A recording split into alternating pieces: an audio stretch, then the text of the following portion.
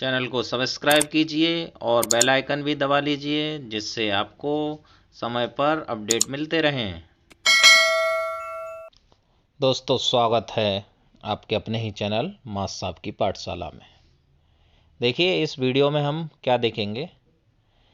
जैसे कि आपको पता है कि प्रदेश के समस्त परिषदीय विद्यालयों में ऑपरेशन कायाकल्प चल रहा है या कंप्लीट हो गया है, तो उसका तीसरे चरण में जियो टैगिंग मूल्यांकन होना है, जिसके क्रम में 15 मार्च 2021 तक सबकी जियो टैगिंग कंप्लीट होनी है। तो डीसी सिविल या एसआरजी या जिनको ट्रेनिंग दी गई है वो अध्यापक आपसे आके क्या क्या क्वेश्चन पूछेंगे, तो वो देखते हैं। सबसे पहला क्वेश्चन रहेगा कि विद्यालय को आवंटित यूडाइस कोड के अनुसार क्या विद्यालय पृथक भवन में संचालित है। हाँ है तो आगे की दिशा देखेंगे, नहीं है तो ये यहीं पर रुक जाएगा। फिर इसमें बच्चों का डिटेल भरना है, ठीक है। विद्यालय का स्थापना वर्ष भरना है, बालक बालिका कुल कितने हैं, और मैन पावर भरनी है, प्रधानाध्यापक, सहायक अध्यापक, अनुदेशक, शिक्षा मित्र, अन्य, ये हो गए। अगर विद्यालय भवन किस प्रकार के भवन में संचालित है, अगर शासकीय परिषदीय विद्यालय भवन में संचालित है या किराए के भवन में संचालित है तो आगे के क्वेश्चन भरेंगे। नहीं तो अगर खुले में या बारात घर या पंचायत घर में है या अन्य में है तो ये CEF भर के ख़त्म कर देंगे। देखिए, प्रधानाध्यापक कितने हैं ये भरेंगे, सहायक अध्यापक, अनुदेशक, शिक्षा मित्र, रसोइया कितने हैं, ठीक है। ऑटोमेटिक कैलकुलेशन हो जाएगी कुल कितने हैं। फिर उसके बाद में अगर अतिक्रमण है तो आपने FIR कराई है या नहीं कराई है, कहाँ कराई है, उसका क्या स्टेटस है, वो सब कुछ भरा जाएगा। अब इसके बाद में विद्यालय में अवस्थापना सुविधाओं संबंधित प्रश्नावली पूछी जाएगी। सबसे पहले प्रश्न संख्या 1, क्या विद्यालय में सुरक्षित एवं स्वच्छ पेयजल की समुचित सुविधा है। अगर है तो इंडिया मार्कर 2 हैंडपंप द्वारा है, या जल निगम पेयजल कनेक्शन द्वारा है, या सबमर्सिबल पंप द्वारा है, या वाटर प्योरीफिकेशन प्लांट या मशीन द्वारा है। नहीं है तो आपको इनमें से 3 चीज़ें बतानी है कि क्यों नहीं है। और अगर नहीं की दिशा में है तो ये प्रश्न भरा जाएगा कि पेयजल व्यवस्था को सृजित या क्रियाशील बनाने में कितना व्यय अनुमानित है। 10,000 से कम है, 10 से 25 है, 25 से 50 है, या 50 से 75 है, जो भी है वो बता दिया जाएगा। अब प्रश्न संख्या 2, क्या विद्यालय में सबमर्सिबल पंप एवं वाटर टैंक के साथ रनिंग वाटर कनेक्शन की व्यवस्था है। अगर है तो अनिवार्य रूप से जियो टैग फोटो ली जाएगी। सबमर्सिबल पंप स्थापित है या हैंड पंप में मोटर स्थापित है, जल निगम के कनेक्शन के माध्यम से जलापूर्ति हो रही है। नहीं है तो इसमें से मार्क कर दिया जाएगा। रनिंग वाटर व्यवस्था को सृजित या क्रियाशील बनाने में लगभग कितना व्यय आएगा, तो ये बता देंगे। क्या बालकों के लिए क्रियाशील एवं प्रयोग योग्य शौचालय उपलब्ध है। अगर हाँ है तो उसमें कितनी सीटों की संख्या है, 1, 2, 3, 4, 5 या 5 से अधिक। नहीं है तो क्यों नहीं है, और क्या क्या है, कौन सा ऑप्शन अब इसमें अवेलेबल है। और अगर नहीं है तो उसको अनुमानित व्यय कितना आएगा उसे क्रियाशील बनाने के लिए। क्या बालिकाओं के लिए भी ये सेम क्वेश्चन हो जाएगा।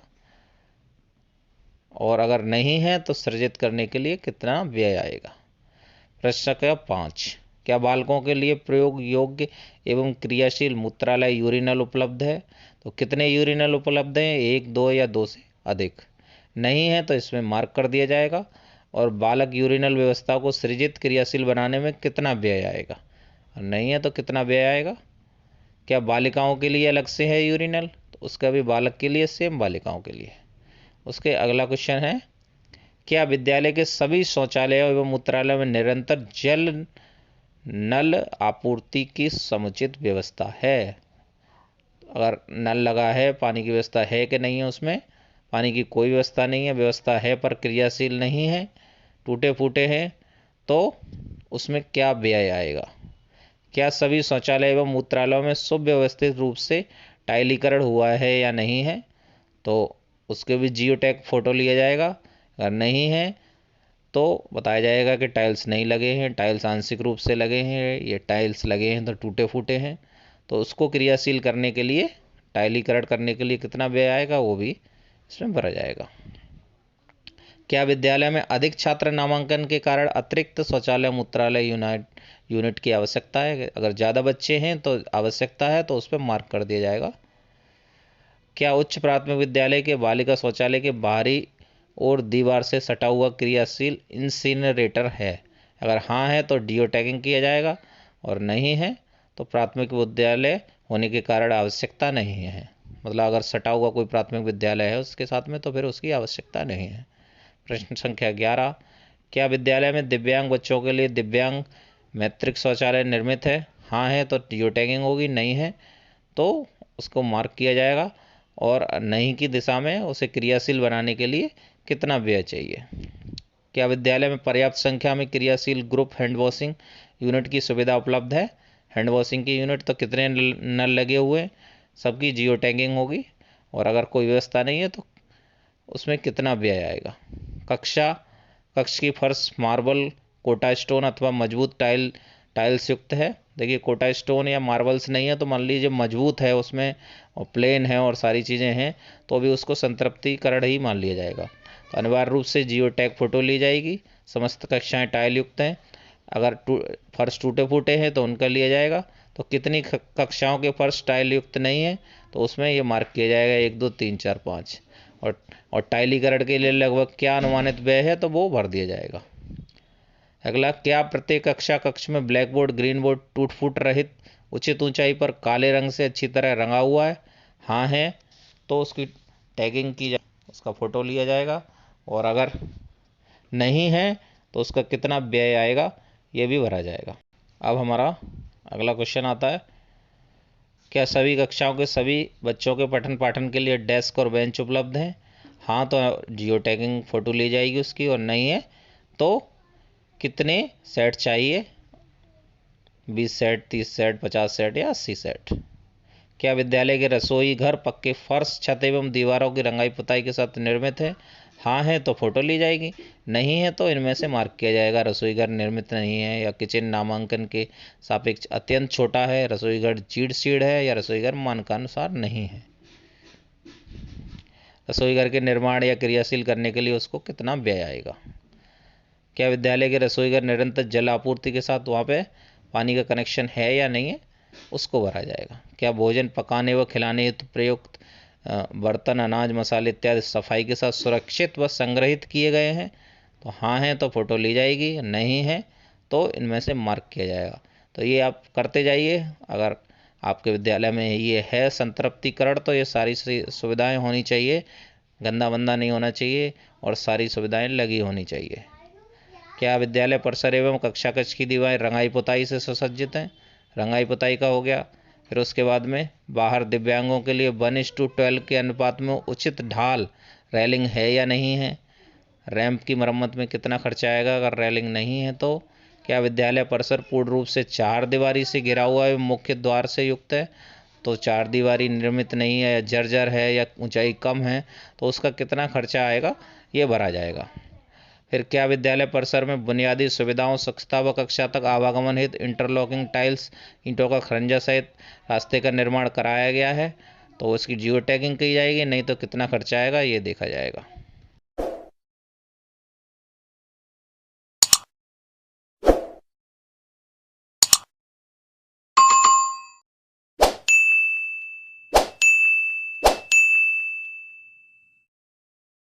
इसके बाद बात आती है विद्युत आपूर्ति की। तो विद्युत आपूर्ति है कि नहीं है, सुरक्षित वायरिंग के साथ लाइट व पंखे लगे हुए हैं कि नहीं। सुरक्षित वायरिंग का मतलब कि बाहरी खुली हुई वायरिंग ना हो, अंदर या तो बंद हो, दीवार के अंदर हो, या जो नाली वगैरह जो आती हैं प्लास्टिक के आते हैं उसके अंदर बंद हो।